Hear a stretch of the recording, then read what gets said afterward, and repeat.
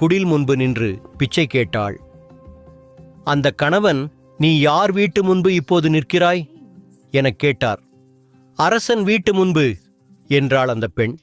ஓ, தானம் கொடுப்பதாக சொல்லிக்கொண்டு பெண்களின் கற்பைச் சூறையாடுகிறானே, அவன் வீட்டு முன்பா என்றார் அந்த பார்வையற்றவர். அந்த பெண் அவரது வாயை பொத்தினாள். அன்பரே, என் கற்பின் சக்தியால் நான் முக்காலத்தையும் உணர்ந்தவள் என்பதை நீங்கள் அறிவீர்கள். இந்த மன்னன் ஒரு மகரிஷிக்கு குதிரை சாணத்தை கொடுத்தான்.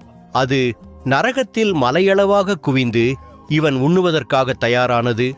அவ்விஷயம் இவனுக்கு தெரிய வரவே இவன் கன்னியருக்கு தர்மம் செய்து நற்போதனைகளை செய்தான்.